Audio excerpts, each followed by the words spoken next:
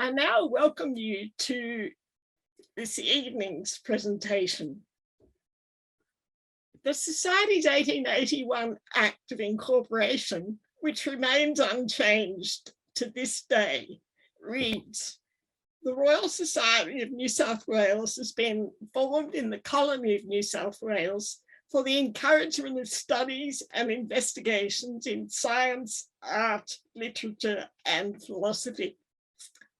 The lecture tonight, entitled "Is Fairweather an Australian Artist and Does It Matter?", is firmly in the area of studies and investigations in art, literature, and philosophy. Ian Fairweather's works hang in many major art galleries in Australia and overseas. Many of them were created in his grass hut studio on Bribie Island near Brisbane. He is a colourful figure.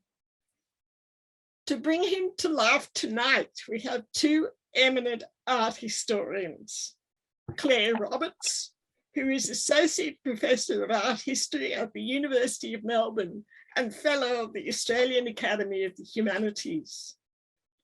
Nicolas is Emeritus Professor of English and Creative Writing at the University of Adelaide, an adjunct professor in the Writing and Society Research Centre at Western Sydney University. Clare is an art historian and curator specialising in modern and contemporary Chinese art and cultural flows between Australia and Asia. She received her PhD from the Research School of Pacific and Asian Studies at the Australian National University. Her most recent books are Fairweather and China, Ian Fairweather, A Life in Letters, Photography and China, and Friendship in Art, Slade and Huang Binghong. Nicolas has published novels, short stories, essays, and non-fiction. He has been general editor of the Macquarie Pen Anthology of Australian Literature. He recently co-edited Antipodean China, Reflections on Literary Exchange and Everything Changes. Nicolas was cultural counsellor at the Australian Embassy in Beijing from 1987 to 1990 and Harvard Chair of Australian Studies from 2009 to 2010. Theirs will be a fascinating conversation about Fairweather, and I extend to them a warm welcome.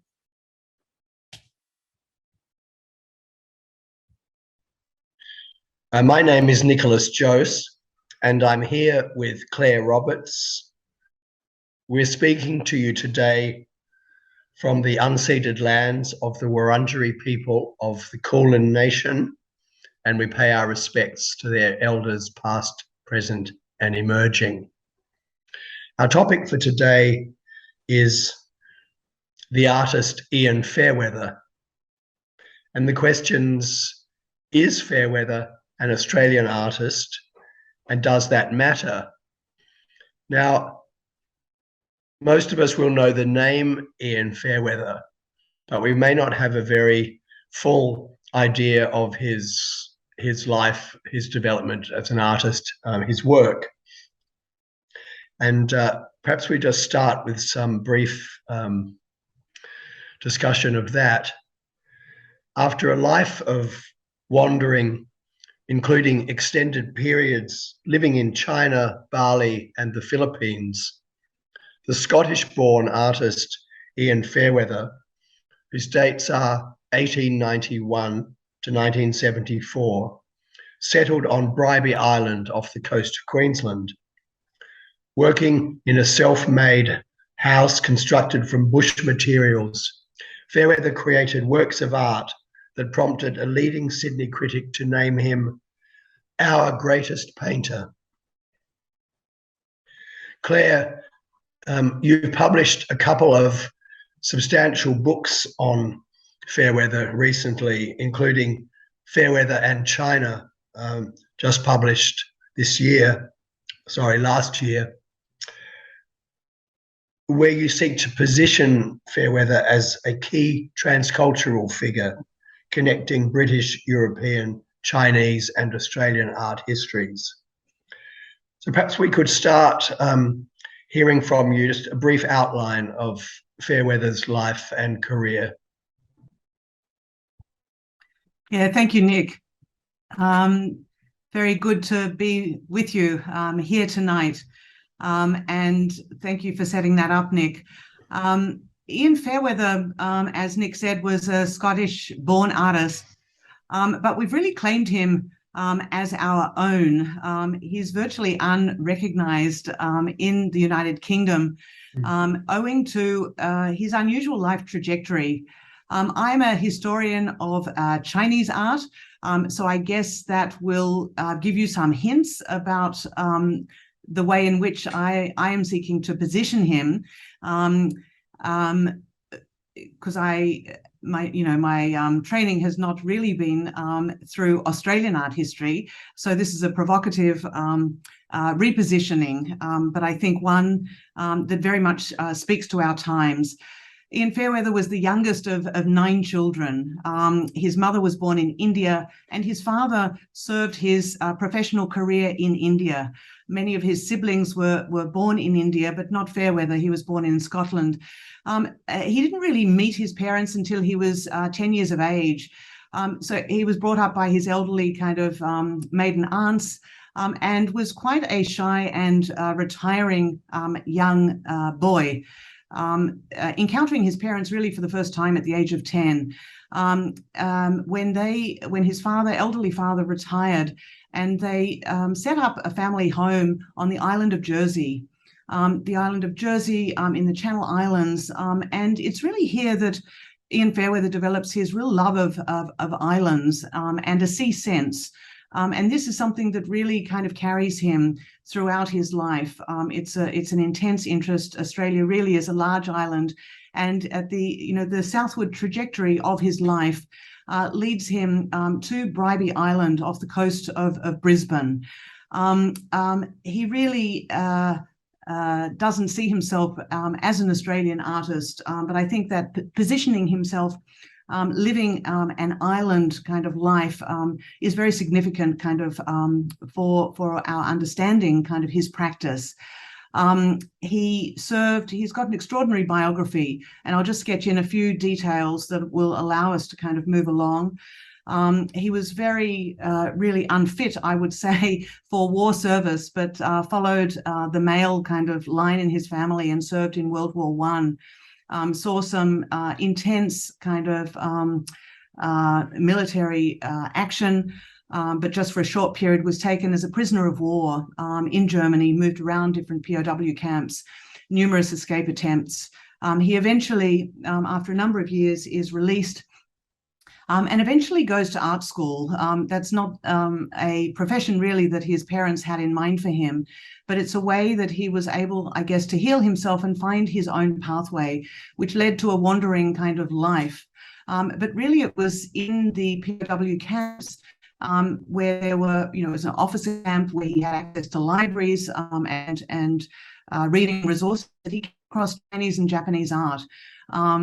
Some very early publications in English, which really opened his mind, if you like, not only to a different way of visualizing the world, but a different kind of philosophical bent, something that I think he was really attracted to as he was, navigating his own kind of way through life and what he'd experienced. So we find him very suddenly, after a period spent in Canada, just jumping on a ship that was bound for Shanghai. And the reason that he did that was that he had been learning Japanese and then Chinese when he was a student at the Slade School of Art in London. And he took with him a grammar book. And Fairweather often comes to a certain point in his life and wonders what the next step will be. Well, it was the book of grammar that provided the prompt that he would then embark on a boat journey and head to China. So really that is where I come into things. And for me, I think it was a defining decision in his life and set up a set of experiences that really inform his life and the development of his artistic practice. Okay, thank you. Well, before we go into China, perhaps we could see a painting by Fairweather, or perhaps we could see the book that you've published, the cover of the book. That's a fascinating cover. And it points to something that you and Fairweather have in common, I think, that you have both studied Chinese language and thought and culture and both lived in China. While we're looking at this image, perhaps you could say something about the influence of China or Chinese art and thought on Fairweather as you see it, from your own perspective, knowing so much about Chinese art. Yes, well, that the connection that I have to China, having traveled there myself as a young student to learn the language, but also spend some time at art school learning brush and ink painting, I guess it allowed me to see Fairweather's practice in a particular way, to recognize in creative terms what he was doing, at least this is my view, and how he approached the Chinese language and the fascination that the Chinese language had for him, and the ways in which he could apply that to his creative practice and the problem solving that he was engaging with as an artist. I mean, Fairweather never, well, from the letters that we have that Fairweather wrote to various people, we know that he never, he wasn't a great admirer of realist practice. He didn't see the point in painting a painting that looked like something, with a horizon line, with perspective. He just didn't see the point in recreating reality. He thought kind of painting really needed to be about more than that. And I think that's why Chinese and Japanese painting that he was reading about in the POW camp in Germany was a real revelation. And there were, at this time in the United Kingdom and elsewhere in Europe, collections of Chinese and Japanese art were being formed. And I do speculate on whether Fairweather himself did see some exhibitions of important works that were being acquired by the British Museum, for example, at around that time when he would have been passing kind of through London. In Chinese and Japanese art, there is a vertical kind of construction, three kind of distances in paintings. They don't follow, there is no horizon line. They're structured differently. There's a philosophical kind of interest in representing things, what's referred to as spirit resonance rather than form likeness. So I think this is something that really spoke to Fairweather. And of course, Chinese characters are formed through these components of strokes, some of which have a pictorial association, which evolved from pictographs. Not all Chinese characters are pictographs, but there are some which do have a visual kind of connection to the word that they are representing. Mm. And I think I chose this particular image. It's a fantastic painting, in my view, from the Wesfarmers collection in Perth, which is like a bird's eye view looking down onto a boat. And we can see that he has really reduced the representation of the boat into its most elemental kind of form. It's like his own schematic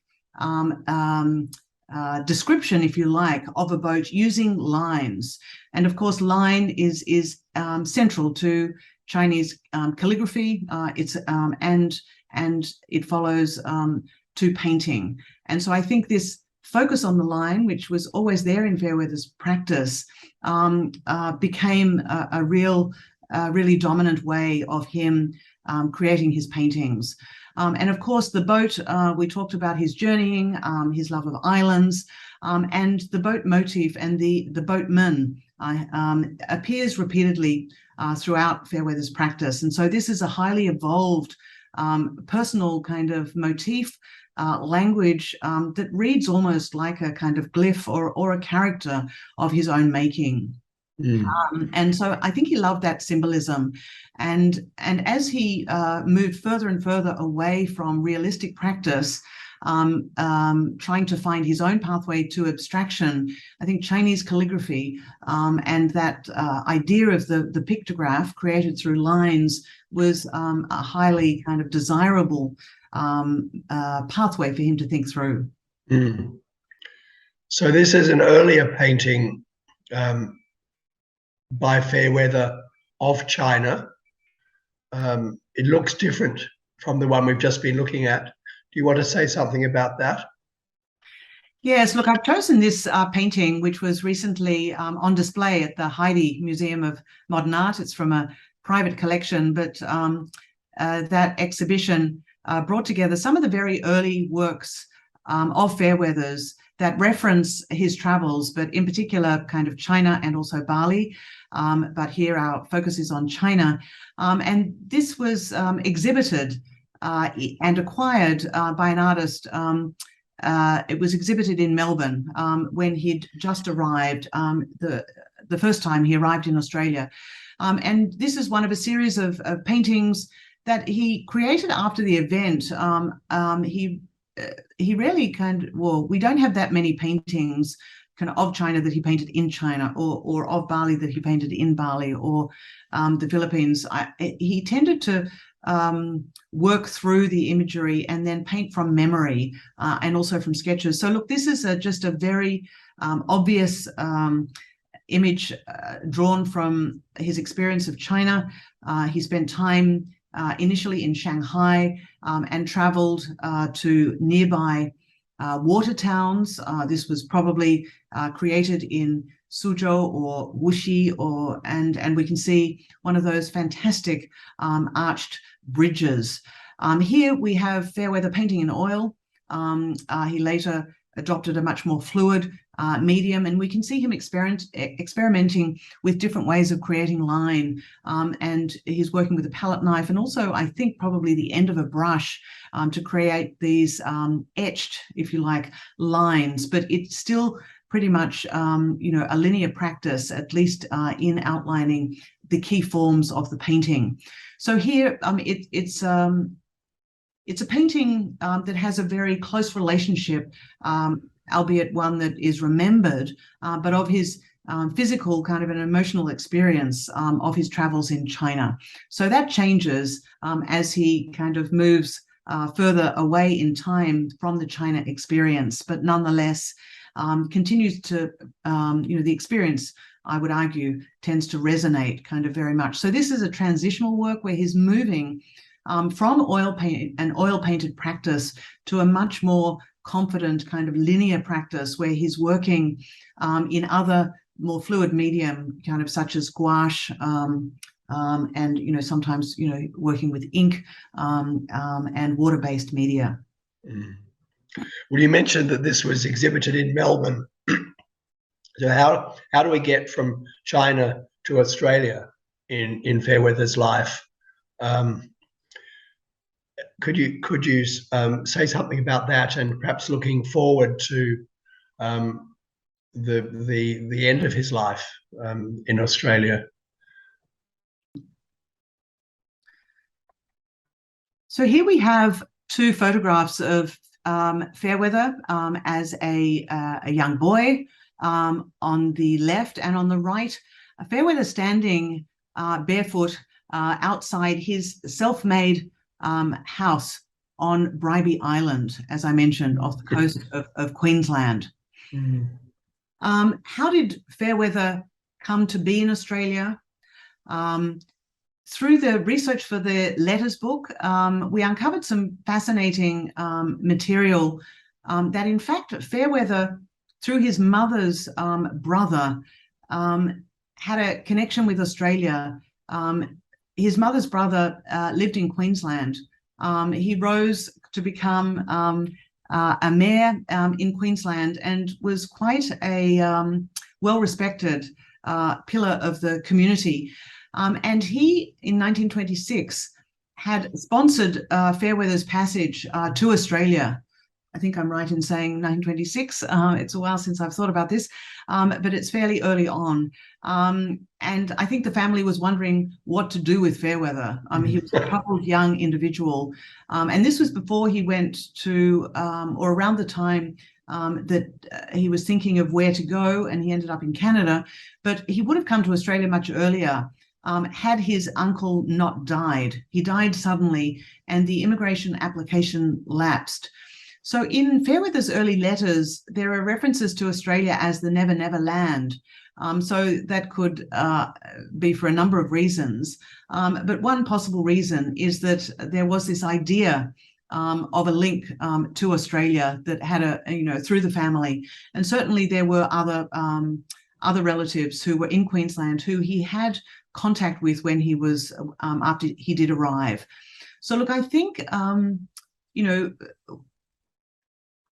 the world was very much a world that was drawn by colonial powers, and I think the shipping routes, were largely chartered to support those colonial activities, and many of the places that Fairweather travelled to, have colonial histories, and I think that was where it was. Many of the ships went. It was where the family members perhaps had connections, but I think Australia was far away, and I think had a certain kind of allure, and I guess like any families, there was a safety net there, at least kind of initially, or that was thinking. Yeah. So I guess, we don't know for certain, but I guess that is the initial reason. And then I think the curiosity. I think he was always searching or questing, and he thought that Australia, I guess, being where it was located in the Asia Pacific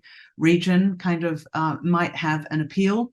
And so after spending time in China, he had two long stints in China in the late 1920s and the mid 1930s. He then had a period in Bali, and then from there came to Australia, arriving first in Perth, which he didn't really like the look of, and then sailing on to Melbourne. And then ending up on Bribie Island, as we see here. I wonder if we could jump ahead to some of the work that he produced on Bribie Island, his great paintings, which many of us will have seen in museums and galleries around the country. They sell for, the highest prices of almost any Australian artist at auction these days. To try and get a sense of what he was able to achieve then, once he got to this house on Bribie Island. How do you see those late paintings? Yeah, so if we look at the image on the right, which is Fairweather's, as I said, self-made studio, you can see his salvaged what he could from the local environment. It's very much made of bush materials and whatever else he could scavenge from the local tip. But it was quite an extraordinary structure, and it served as his home, as his large studio, and then he built a number of other structures on this. In this precinct. He essentially squatted on Crown land and became a real identity there in Queensland, much to his dismay. But it's extraordinary to think of the works that he created in his kind of self-built hut. I really see them as one of a piece. They're constructed as he constructed kind of his living environment. So I see the studio, the house and the studio, as an integral kind of aspect of the context of the paintings, or arguably Fairweather's most significant painting, certainly I think it's the most significant, or if not the most, one of the most significant paintings is this extraordinary work titled Monastery, which is now in the collection of the National Gallery of Australia in Canberra. It's a large multi-panel work. And so if we think of him creating these large multi-panel works in his studio, it's really quite a feat. There was quite low light. Fairweather tended to paint at night. He led very irregular hours. He painted by hurricane lamp. And this is a painting, it's titled Monastery, and it recalls a visit to a monastery on the sacred mountain, Mount Taishan in Shandong province, that he visited during a snowstorm and got trapped, had to stay overnight in the monastery with the monks. And this is a recreation, decades later, of the experience of that journey. We know that from letters and references that he left behind. And it's hard in a slide, but I do urge anyone who is in Canberra to go and have a close look at this painting, the way it is constructed, layer upon layer upon layer. And we have these kind of niches, and there are flashes of kind of vermilion, kind of red, of yellow that kind of suggests gold, or the flickering light. And this is a very lapidary painting in which kind of space kind of unfolds as we peer into it. He creates a kind of space that we're unused to seeing if we only think in terms of perspectival space. Fairweather creates his own kind of sense of depth and layering. It's really a painting about experience and feeling, in addition, to originally referencing an actual lived experience.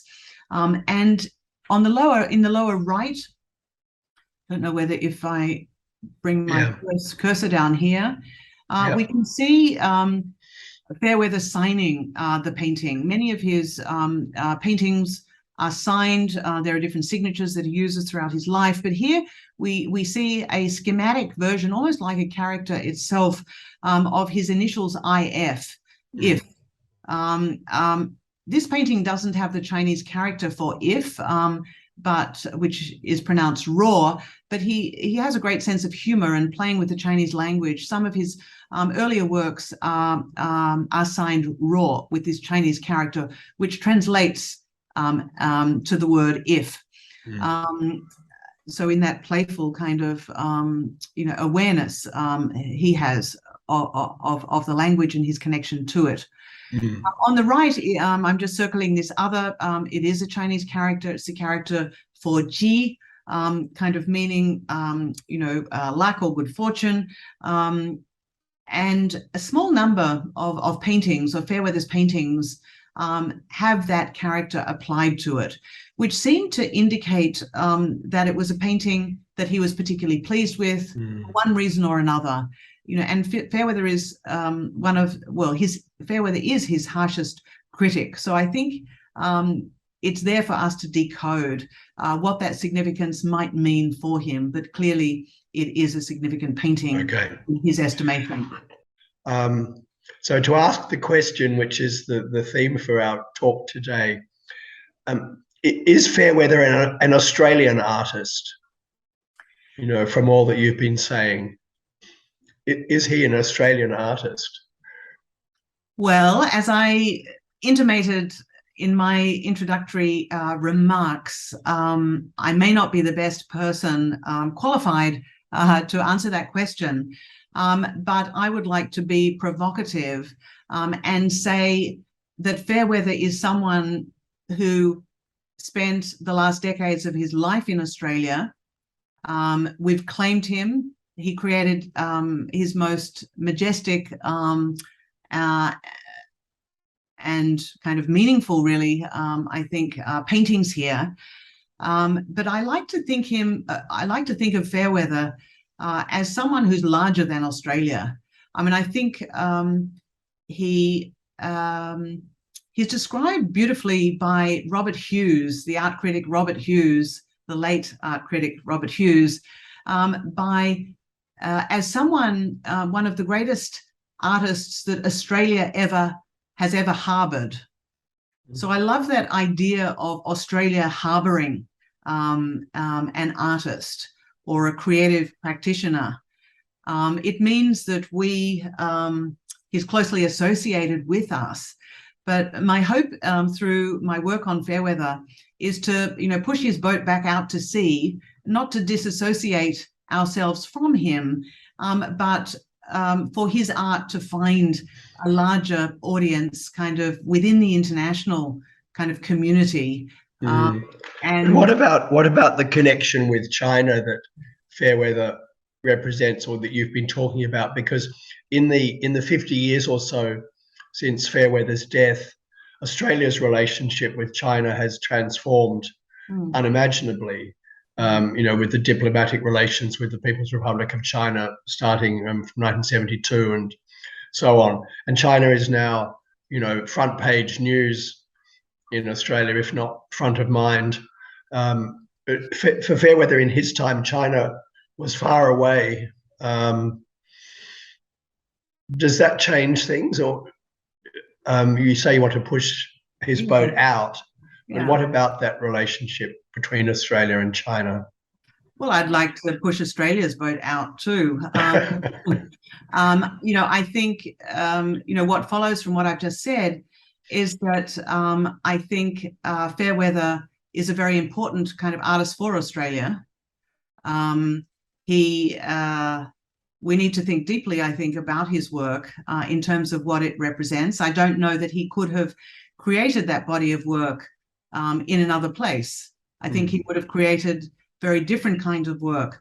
But I think the fact that Australia was in the Asia Pacific, that he was living in the tropics, he was living on an island, he was close to the islands that he appreciated.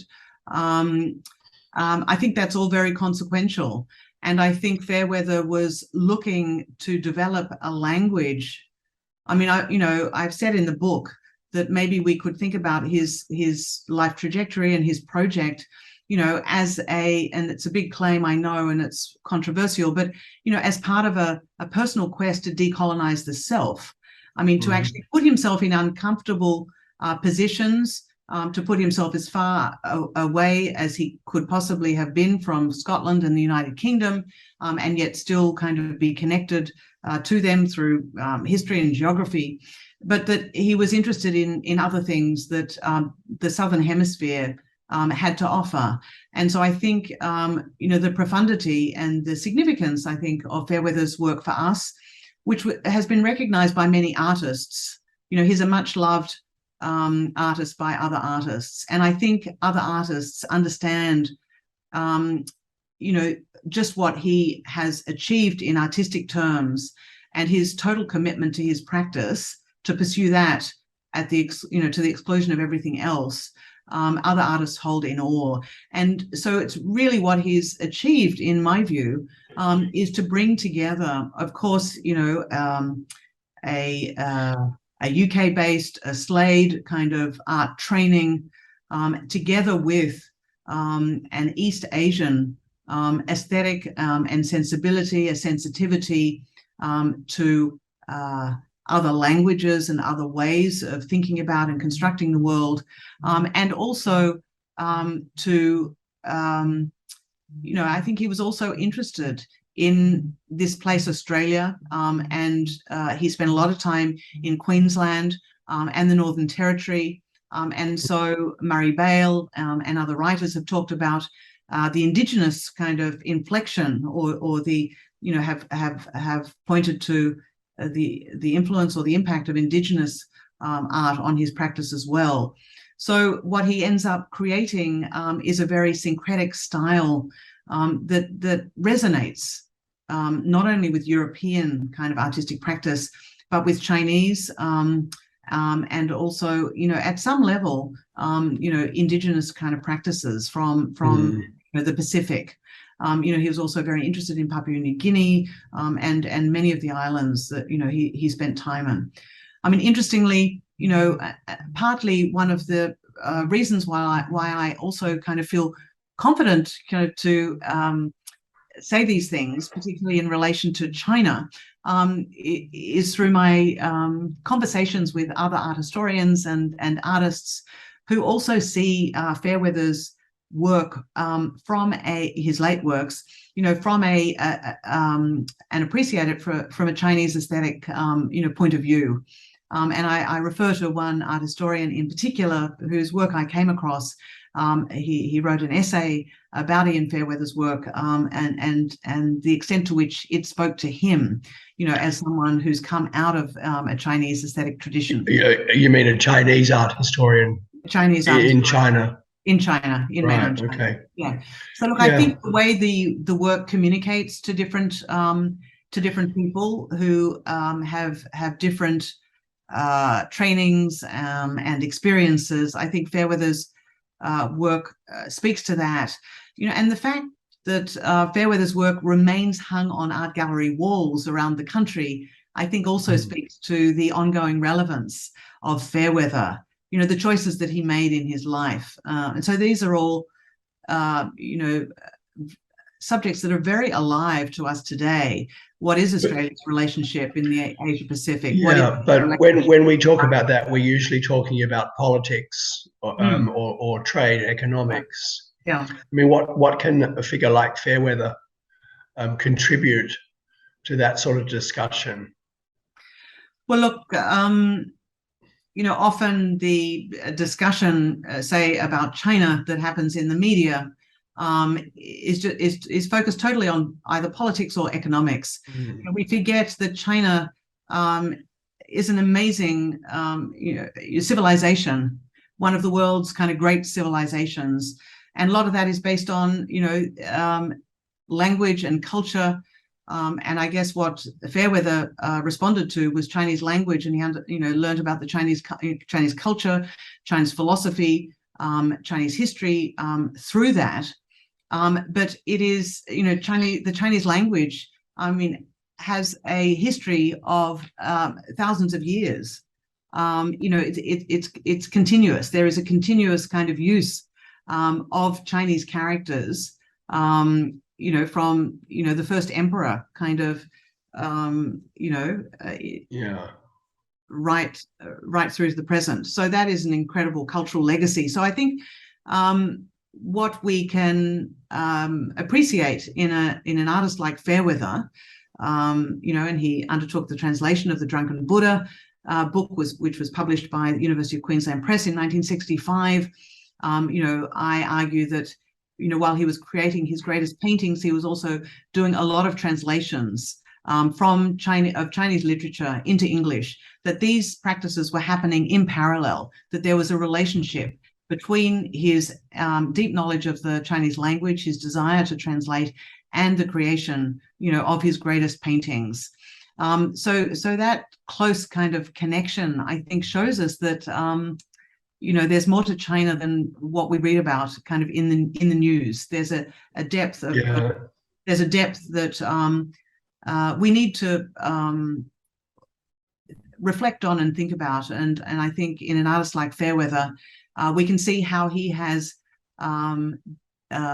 been inspired, if you like, deeply, and transformed that experience, that knowledge, into his own kind of artistic language, but that it continues to resonate with his experience of being in China and learning the language. So here on the screen is a cover of the letters book that I mentioned, Ian Fairweather Life Letters, that was edited with my colleague John Thompson. So the project to edit this book, it started out as a small project, but grew and grew and grew, because I realized that we needed to assemble all of the known letters of Fairweather. So that took a very long time. But it's really because of this book that I then went on to write the Fairweather and China monograph. And the reason was because within these letters that we assembled, and these are not all of the letters, it's a selection, but there were so many references to Fairweather's translation activity. And as I mentioned earlier, The Drunken Buddha was published by the University of Queensland Press in 1965, but he also translated many other short stories from the Chinese. So this activity was so central to his life on Bribie Island. Really, when he wasn't painting, he was translating, or he was writing letters to people, or he was reading, or he was sleeping. These were his main activities. So the centrality of the Chinese language to his artistic practice and to his life as an artist, and the joy he got out of it, and the intellectual activity of looking up a dictionary and working out what a text meant. And I think he exercised quite a deal of creative license kind of in that. So this is not a scholar, his translations were not scholarly translations, but they were true to the spirit of the work. He clearly did have a knowledge of Chinese. So look, yes, this is a book for anyone who's fascinated by Fairweather. This is Fairweather in his own words, and the letters cover the span of his life, from his time as a prisoner of war until the end of his days on Bribie Island. Mm. Well, perhaps one last question, Claire, before we open up to the audience. You've been telling us about the really enormous efforts that Fairweather went to understand his Chinese experience and to make art out of it. Chinese civilization can be difficult to interpret because it is so rich and many dimensional. So we've called Fairweather a key intercultural figure. What does that mean, do you think? And what can be the role of cultural exchange more broadly and intercultural understanding in filling out this this context of the political and economic relationship between Australia and China? Yeah, thank you. It's a huge question, but a very good one. And I guess, I've called the book Fairweather and China, and of course, it's a bit of a shorthand, but, China is obviously my large focus. But, he was also very interested in, he read very widely. He was very interested in Tibet and Nepal and India and that whole kind of South Asian and East Asian kind of region. I guess because of the religion, the culture, the landscape, but as you say, it was the Chinese language, that he really fixed on as offering something really substantial, for him to work with as a cultural figure and in particular as an artist. And I guess language allows us to go very deeply into a culture and to understand another culture. We can leave our own and we can take on another persona. And certainly we, when we learn a language, and certainly Fairweather seemed to relish the opportunity of doing that. And we see that in, the way he adopted that Chinese signature, the play on words, IF, raw. He also actively used his Chinese name, Fei An, which there's a lot about in the letters book and in his correspondence. So I guess, by learning the language and the experience of being there over a number of years, each of his stints there was for a number of years, that really was a very kind of deep influence. So I think being immersed in another culture kind of through the language and through travel and experience and living there, I mean, is a very kind of deep thing. If you are a kind of sensitive person who's open to exploring kind of other forms of experience and forms of being. So I think in, the world we're living in, particularly in the 21st century rather, and particularly a country like Australia, where we are a migrant kind of culture, that this openness to other forms of experience, other histories, other ways of creating kind of the world and making sense of the world is so crucial. And I think Fairweather manages to do that in artistic terms in a very, very, sophisticated way. It's processed. And so a Fairweather painting doesn't really look directly like a Chinese painting or a Japanese painting or anything else other than a Fairweather painting, a painting by Fairweather. He does develop an artistic language, and art, of course, is a visual language. It's a mode of communication. It's a highly kind of sophisticated language unto itself. And I think, we often don't think perhaps kind of, deeply enough about the profound ways in which individuals, can communicate sophisticated and complicated, ideas, through visual art, as a form of language. And certainly for Fairweather, that was a need he had. He said he could only do one thing, and that was painting, and that's why he did it. But he gave his all kind of to it, and we're left, with this not a huge body of work, but with works on paper and these fantastic paintings, many of which are in the National Gallery of Australia, in Canberra, in the Queensland Art Gallery, in Brisbane. They have become something of a kind of research centre for Ian Fairweather. In fact, the papers that John Thompson and I worked on for the Ian Fairweather Letters book are in the process of being deposited at the Queensland Art Gallery Research Library, so that people who are interested in all of Fairweather's letters will be able to access them eventually there, and some of the research materials.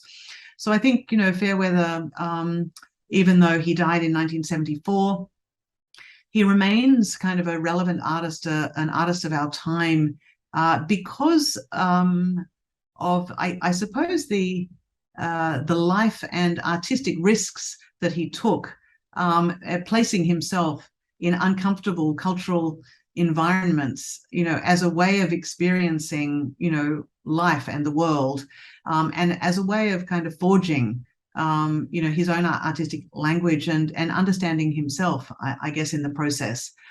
So I think the way in which he, immersed himself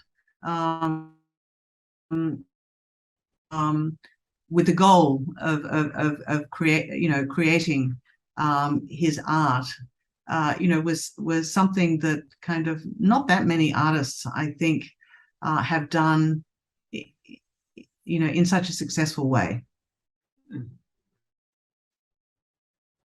Okay, thank you, Claire. I'm happy to answer any questions that anyone might have. Great. Well, let's do that.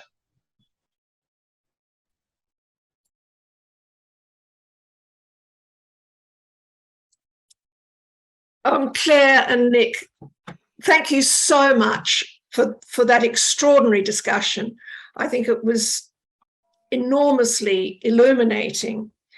Claire, you make us aware of the complexity of Fairweather's practice, the layers in his art, those palimpsests of understanding his deep engagement with Chinese language and orthography. And we think of that as a model of cross-cultural engagement. You're able to illuminate for us what that means, but it's really difficult for those of us who speak no Chinese, read no Chinese, and haven't got that level of engagement to understand. So what is your suggestion to us, other than read your book, of course? Thank you, Christy. You have many other languages, I know. So you have particular ways of accessing all sorts of art that none of us do either. But I guess, you know, that was the reason for writing the book, to offer a different way of being able to read or appreciate Fairweather's art. I suppose there's been a lot written about Fairweather, a lot written about abstraction, and we think in terms of art being on a spectrum, you know, between realism and abstraction. And I suppose through bringing to the fore Fairweather's China experience, and in particular, you know, the deep cultural experience that included learning the language, I hope to be able to make it clearer for viewers of Fairweather's paintings, just how some of the thought processes involved in Chinese calligraphy and the writing of characters that was then applied through his very linear kind of practice that helped him construct his paintings, because they are really kind of made up in a layered way, as you said. So look, it's a difficult subject to address and make plain kind of in a talk, and I advance my kind of argument over a number of chapters in the book. But I think the image on the front cover of the book, I think, is a very good entry point, because I think we can all identify that as like a bird's eye view of a boat looking down on an oarsman with the two oars. And if we think in terms of characters, at least some characters having Chinese characters having evolved through an association with a physical object, and that is something that, I mean, not only Fairweather, but many writers and artists historically have responded to, you know, that is a way in to understanding the way in which Fairweather was inspired by his experience in China and learning the Chinese language. You know, and I do think, I can't think of any other artist, you know, who has translated kind of and had published a translation of a Chinese novel. You know, I think that's really, you know, it's a rather singular achievement. So the challenge for me was to try and see what the significance of that activity meant in terms of the development of his artistic style, and which is how I bring the two things together. That's fascinating. I might just follow up with Nick. You say, Claire, that Fairweather's translations were not scholarly translations. I thought that might have referred to the Drunken Buddha, but were true to the spirit. And I just wonder what Nick has to say, as someone out of the literature, as to how we should best balance scholarly translation and spirit of the work. That's an interesting question, because we always want translation to be faithful, you know, is the word that's often used, but it never can be entirely. And so how we interpret the quality of this kind of surface translation and the deep translation, if you like, is a really complicated thing. But we don't want to stop to have to think about that when we're reading it. We want it to be readable. We want it to make sense to us. We want it to communicate. So for me, the spirit of the thing is what communicates.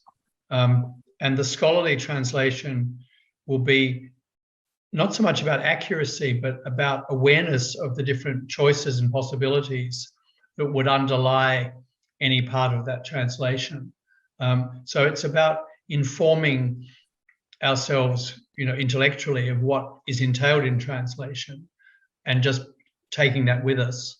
And then in a translation that's going to work, understanding that there will be a certain amount of freedom. In the case of Chinese, it's particularly interesting because, you know, classical Chinese literature goes back millennia. And when you get to the beginnings of it, the Chinese classics, I mean, no one knows how to translate those. I mean, there are the Chinese characters which haven't essentially changed, but what they mean is wildly open to debate and guesswork in many cases. But that hasn't stopped them becoming classics. It just means there's commentary upon commentary upon commentary. And as long as we can accept that, it's really an interesting example of how translation works across time, you know, as literature endures. And maybe, Okay, that's very interesting. Claire, just very quickly, what did you mean by spirit? What is spirit resonance? well, spirit resonance relates to qi, you know, which is the animating kind of force of life itself that a Chinese artist seeks to emulate in their practice. So it's central to the practice of calligraphy. You know, a line has to be alive, you know, it's practiced. Calligraphy is regarded as the highest art form in China. I mean, largely because it's regarded as a way of channeling your personality. You know, you channel your personality through the lines that you create. And so that practice of copying, you know, emulating other scripts is a way of not only learning the styles, but mastering them in order for you to be able to fully express yourself. So I think there are lots of books and articles that have been written kind of to translate and understand this term, spirit kind of resonance, or, you know, and the spirit, but it's central to expression, self-expression, I guess you would say, and you know, the life force that animates a painting, a brush and ink painting. Yeah, it's very tricky. I'm sorry. Did you want to add anything to Nick's response on the translation issue? Well, look, I was just going to say, as part of the research for the Fairweather Letters book and also for Fairweather and China, we did hold a workshop, a translation workshop, with which Nick participated in at the University of Melbourne, to look at Fairweather's translation of the Drunken Buddha, because we were able to track down the exact edition that he translated from based on what was published in the translation. And there's a copy that's a digitized copy in the Harvard Library. And so we were able to set a chapter of that, and with Master of Translation students, and also, you know, Professor John Minford, one of the great translators, and a number of other artists and translators who and literary people were involved in that workshop. So we were able to actually kind of analyze Fairweather's translation job. And so I guess my comments have been informed by that workshop. Any particular changes that you felt were, I mean, are there particular ways that he changed language?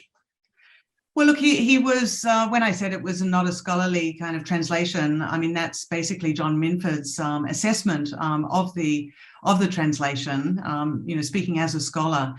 I think, you know, for translators and scholars of translation, you know, it's an unusual thing to approach a translation that's been undertaken by an artist who's actively, you know, engaged in that process. And as Nick said, you know, Chinese classical language and the Drunken Buddha text is written in a semi-classical Chinese. You really are looking at the dictionary quite a lot and making leaps kind of between characters to understand. There's no punctuation in these texts. So there's a lot of, you have to either be very experienced or very bold to undertake such a task. And Fairweather certainly was bold. But there was a feeling that what he ended up with was true to the spirit of the text. So I think that's quite a feat. That's absolutely fascinating. I have two questions, related questions from Judith Wheeldon. Did Fairweather himself think he was an Australian artist? And to what extent did he identify as an Australian? And does China consider Fairweather an Australian artist? No, good questions, Judith. Yeah. Thank you. Certainly, there's no indication that Fairweather identified as an Australian artist, considered himself an Australian artist. I mean, I think I feel quite sure about that. Although he was very kind of grateful, I think maybe that's a strange word, but I think he was appreciative of the safe harbour that Australia provided.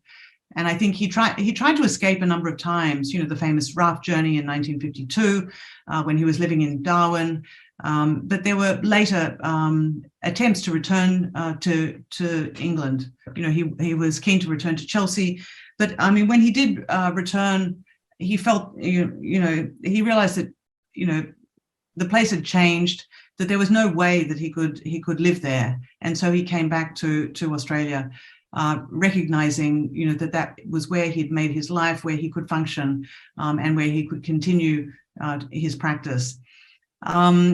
So in terms of China, the Professor Xue Xiang, who I mentioned, who's the art historian, whose essay I came across through another art historian friend of mine, he certainly he read Murray Bale's book. That was his entree to Fairweather, and he certainly registers him as a Scottish-born and a UK-trained artist who ended up in Australia, but certainly appreciates.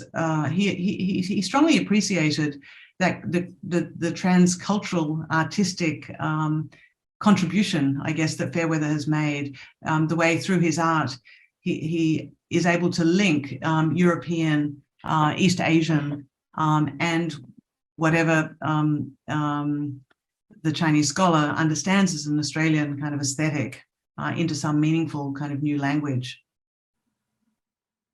Yes, we have another question. How has Fairweather changed art more broadly? Yeah, no, it's an excellent question. In the book, I do end with a chapter titled Legacy. You know, I said in the talk that I think Fairweather as an artist remains in Brisbane or outside of Brisbane at the Caboolture Regional Art Gallery, which is very close to Bribie Island. And they had a fantastic exhibition titled After Fairweather, almost a deconstruction of Fairweather and his place in the cultural ecosystem, if you like, of the Caboolture region, which encompasses Bribie Island. And so it was a fascinating series of works by contemporary artists, some very young artists, but including works by Indigenous artists, by artists, Balinese, Australian artists, artists from a great diversity of cultural backgrounds, who live and work in the Moreton Bay and Caboolture kind of region. So I thought that was a wonderful exhibition to see artists engaging critically with the story and artistic practice of Fairweather.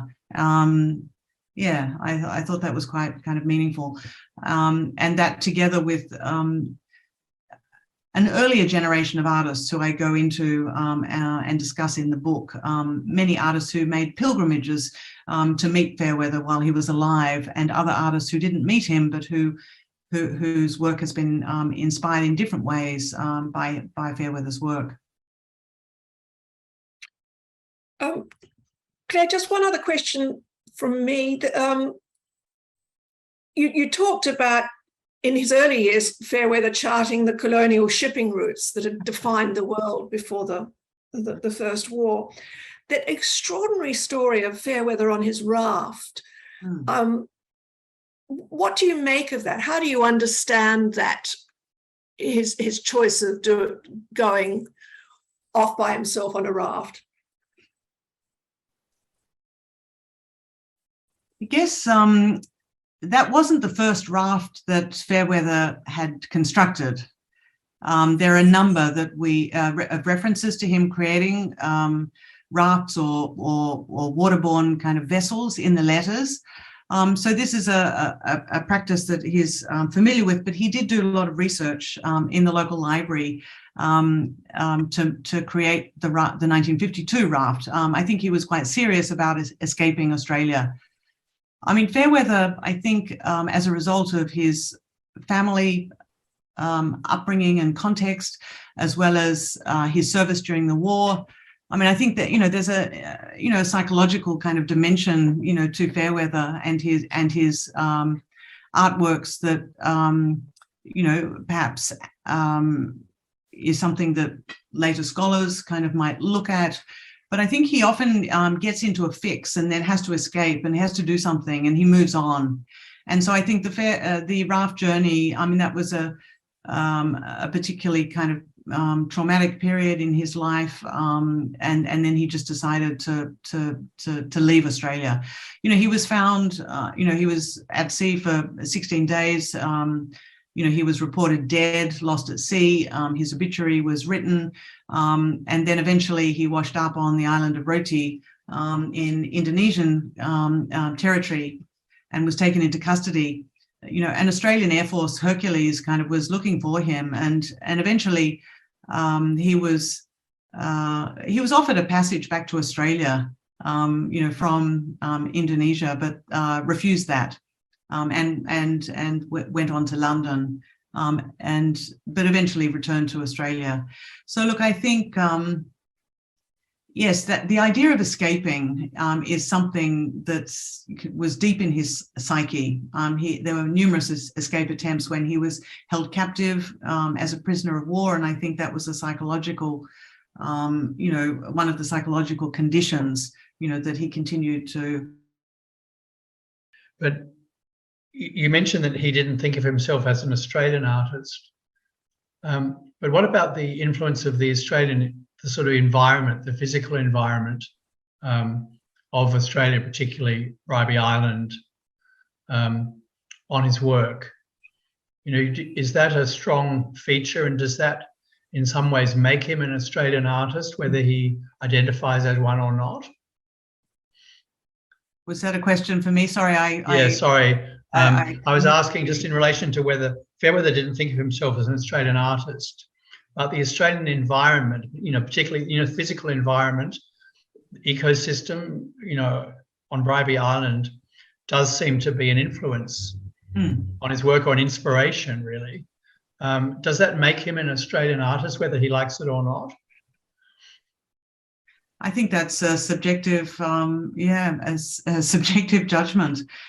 We've certainly claimed him. I mean, he's virtually unknown in the UK. I mean, my hope through this book is to make him better known in the UK and in Scotland and elsewhere in the world. But look, I think he felt very attached to the landscape. I think his work really, and particularly those late works, I think need to be read in the context of Bribie Island and his hut, as I said, and the local environment. I mean, I think, and recollections of other journeying that he undertook in Australia. So I do think they certainly resonate very strongly with Australia, as they do, with China and a European, trained painter like Aida Tomescu also sees deep European kind of roots in them. So I think that's really one of the great achievements of Fairweather, that different people can appreciate, different depths of cultural understanding through the work. Look, thank you both very much indeed. I would rather cheekily like to ask you both whether you think artistic practice is going to help what is a currently rather tense relationship between China and Australia. Quick answer, and then I'll hand over to Judith. Yes, let's hope so. Well, mine would be not only artistic exchanges, but intellectual exchanges generally. So exchanges between intellectuals and creative people, whatever they're talking about or doing, rather than always politicians diplomats, or business people. Okay, so you think that there's room for more intellectual exploration and creative exploration? Well, it's just a great risk that if we decide that the relationship's too difficult to manage, and one of the casualties of that is academic exchange across the broad field of academia, including the humanities and the arts. I mean, it doesn't make sense, because then we lose the capacity to understand in the broader sense that may help us to manage, immediate problems. Look, thank you very much. And I will now hand over to Judith for the formal thanks. Thank you very much. Thank you to you, Christina, for presenting a terrific program for us all. I think your last question, Christina, really leads us into the importance of today's conversation, that my main feeling that came from the discussion was that Ian Fairweather in many ways has laid the groundwork or prefigured for us the globalization and the change in relationship between our two countries, China and Australia. And his artwork probably is going to be instrumental in helping people to understand some of the changes that Australia needs to go through. But I have to do a formal thank you, a very easy one to do, because there's so much to thank you for. The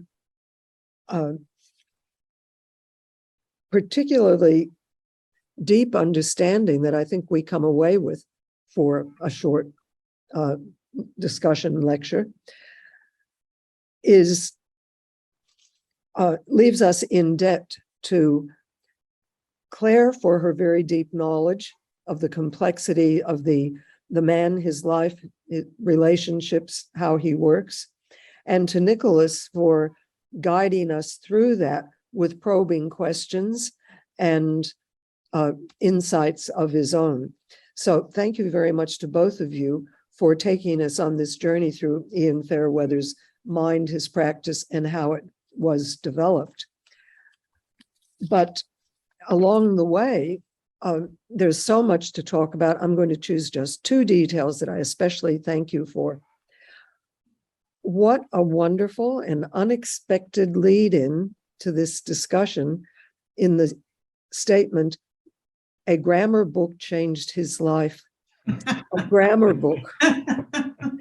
And it turned out in a way to be a theme through the talk, especially because I felt by the end of it that Clare had given us a grammar for reading the paintings themselves, for looking at that combination of cultures, English language background, international background, Australian influence, all blended with, or sometimes, as in the cover of the book, superimposed with a very Chinese statement. I thought that idea was particularly profound and important.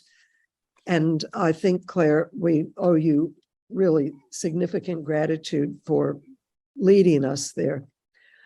The other detail that I would add is that the slides were so very, very well selected to bring out different aspects of the life and the thinking of Ian Fairweather. I could talk about every one of them, but the one that I think is significant given our conversation just now is the two photos of the very late Victorian boyhood of Ian Fairweather. You didn't even have to see the person. You just saw that stiff standing in the background. You knew this is Victorian. And contrast that with the, I don't want to say hippie, but the late 1960s revolutionary new lifestyle, a different approach to life altogether that the other photograph that the Victorian boy was paired with gave to us. And I think that that was very meaningful because you showed us, the two of you, between your questions and your discussion, the development of Ian Fairweather's life from one kind of culture to a very different culture, and the influence of Chinese culture in that and how he expressed that in his artwork actually lays the foundations that our society today, 50 years later, needs to be having because of the, may I say, wonderful change that's happened in moving from, in those very 50 years since his death, from white Australia with the yellow invasion from the north to the society we have today with the tremendously positive influence in so many different ways of Chinese life and culture on Australian life and culture. But we really don't understand it yet.